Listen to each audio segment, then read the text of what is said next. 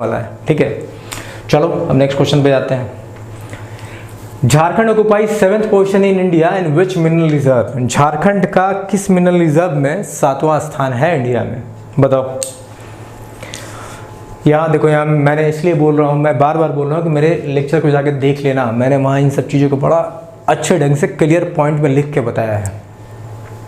तो झारखंड का 7वां पोजीशन इंडिया में किस मिनरल रिजर्व में आता है? कोल में, आयरन ओर में, कॉपर में या बॉक्साइट में? चलो मैं एक एक करके बताता हूँ। अभी मैं जो लिख रहा हूँ अच्छे से आप याद रखना, कहीं लिख लेना या स्क्रीनशॉट ले लेना। देखो झारखंड का ना कोल में फर्स्ट रैंक है। क्या रैंक है? फर्स्ट रैंक है। कोल रिजर्व में झारखंड का पहला स्थान है। आयरन ओर रिजर्व में झारखंड का दूसरा स्थान है। कौन सा स्थान है? आयरन रिजर्व में सेकंड स्थान है। कॉपर में झारखंड का तीसरा स्थान है। कॉपर में झारखंड कौन सा स्थान है? तीसरा, कॉपर ओर में। और bauxite is our correct answer, कि बॉक्साइट की वजह से बॉक्साइट में झारखंड का 7वां पोजीशन है इंडिया में, बॉक्साइट रिजर्व में, तो 7th रैंक है। तो कोल में झारखंड का फर्स्ट रैंक है, पहला स्थान है। आयरन ओर में दूसरा स्थान है। कॉपर ओर में तीसरा स्थान है और बॉक्साइट में 7वां स्थान है। सो हमारा आंसर क्या हुआ इस क्वेश्चन का? बॉक्साइट में इसका 7वां स्थान है। So D is the correct answer, D bauxite. अब ये जो मैं इतनी आसानी से बता दिया ना, इसको अब जरूर याद रखना। ठीक है, मैंने वहाँ अपने वीडियो में बताया था, इंट्रोडक्शन वीडियो में। कोल में फर्स्ट, आयरन ओर में सेकंड, कॉपर में थर्ड और बॉक्साइट में 7th। ठीक है, चलिए अब हम आगे देखते हैं। Who is the famous as Marang Gomke. Marang Gomke group में कौन फेमस है? याद रखना, Jaipal Singh. Jaipal Singh is famous as Marang Gomke. Jaipal Singh is famous as Marang Gomke. इसके बारे में आप इतना ही जानो, एक्स्ट्रा जानने की आपको जरूरत नहीं है। अगर एक्स्ट्रा होता तो मैं आपको पॉइंट जरूर देता। So who is famous as Marang Gomke? Jaipal Singh is famous as Marang Gomke. अब total number of wildlife sanctuary Jharkhand में कितनी है? क्वेश्चन नंबर 46 को देखो, मैं भी इसमें एक्स्ट्रा बीट बताने वाला हूँ। यहाँ से 2 क्वेश्चन निकलेंगे। इसने एक दिया हुआ है लेकिन मैं आपको 2 क्वेश्चन बताऊंगा। Total number of wildlife sanctuary Jharkhand में कितने हैं? तो झारखंड में आप याद रखना, झारखंड में total number of wildlife century जो है वो 11 है। कितने हैं? 11 है। कितने हैं? 11 है। झारखंड में टोटल वाइल्ड लाइफ सेंचुरी कितने हैं? 11 है। अब जो 2 पॉइंट मैं आपको बताने वाला था वो याद रखना। झारखंड में 11 वाइल्ड लाइफ सेंचुरी हैं। वाइल्ड लाइफ सेंचुरी हैं और 1 नेशनल पार्क है। 1 नेशनल पार्क है। अब यहां से देखो 2 पॉइंट हो गया। याद रखना, झारखंड में 1 नेशनल पार्क है और 11 वाइल्ड लाइफ सेंचुरी है। यहां क्वेश्चन से क्या पूछा? Total number of wildlife sanctuary in Jharkhand, तो आंसर इज सी 11। लेकिन अगर आपसे पूछ लेता है कि झारखंड में कितना नेशनल पार्क है, 1 ही नेशनल पार्क है। कौन सा? बेतला नेशनल पार्क है। आप याद रखना, वो क्या है? बेतला नेशनल पार्क है।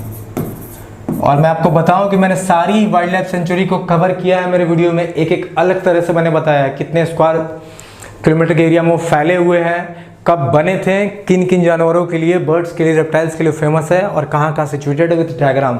मेरे वीडियो को जाकर जरूर देखना, मैं पहले ही बोल रहा हूँ, वहाँ से आपको बहुत सारे क्वेश्चन मिलने वाले हैं।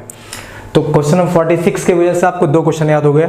झारखंड में 1 ही नेशनल पार्क है जो है बेतला नेशनल पार्क, और दूसरा कि झारखंड में टोटल वाइल्ड लाइफ सेंचुरी कितनी है, तो 11 है। 11 number of wildlife century है, इसको याद रखना। अब देखो नेक्स्ट क्वेश्चन आ गया, बेतला नेशनल पार्क कहाँ है? भाई बेतला नेशनल पार्क झारखंड में है। बेतला नेशनल पार्क कहाँ है? बेतला नेशनल पार्क जो है आंसर इज ए, झारखंड। और जब मैंने बेतला की बात करी तो एक पॉइंट मैंने आपको और बताया था।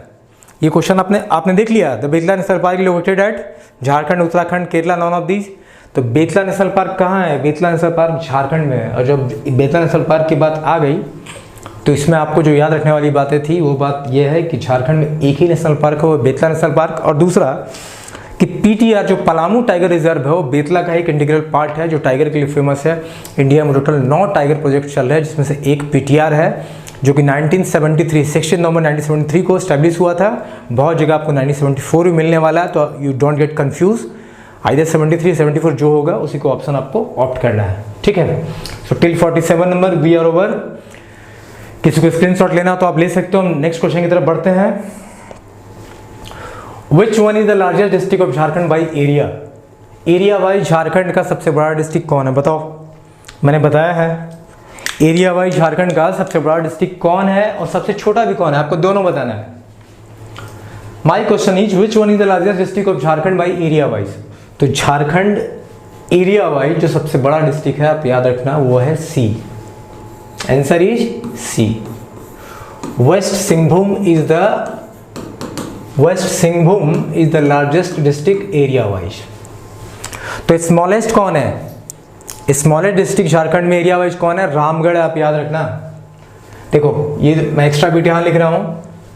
एरिया वाइज सबसे बड़ा डिस्ट्रिक्ट झारखंड का कौन है? सबसे बड़ा जिला है वेस्ट सिंहभूम, इसे पश्चिमी सिंहभूम आप बोलते हो।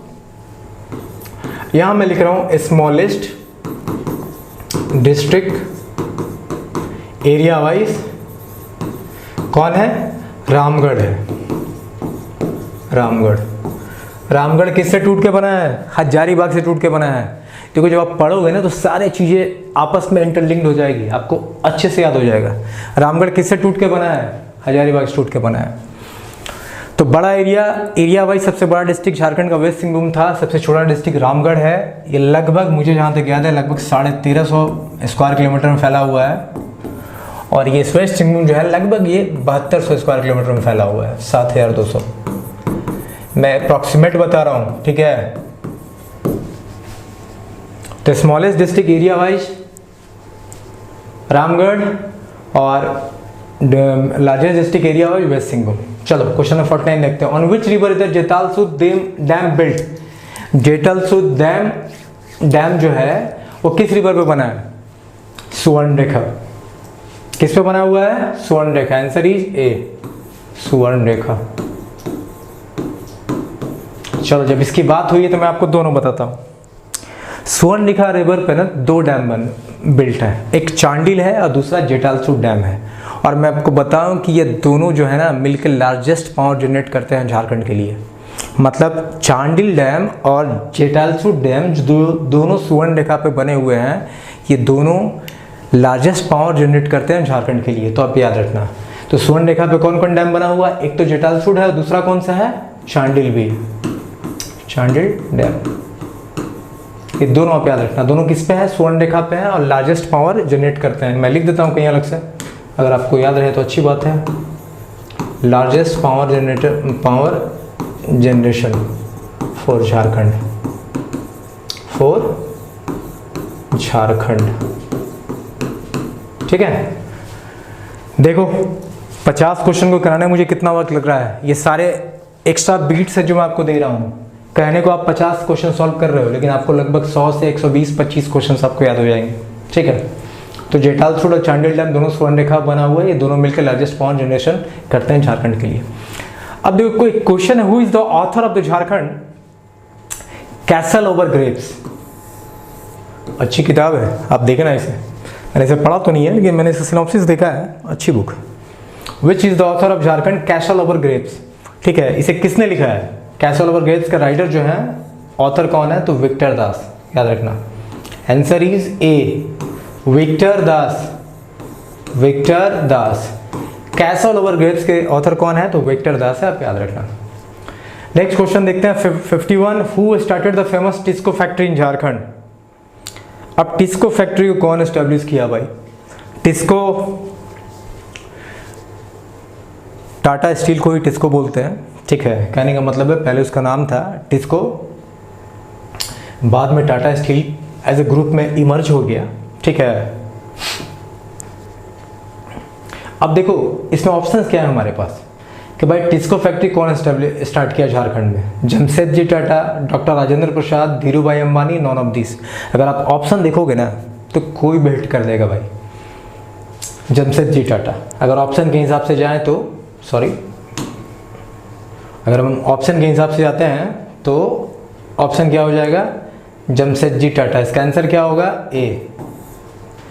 आंसर क्या होगा? ए, जमशेदजी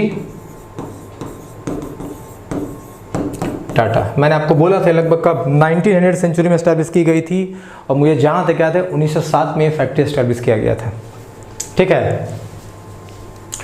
सो टिस्को फैक्ट्री कौन एस्टैब्लिश किया? जमशेदजी टाटा, ठीक है।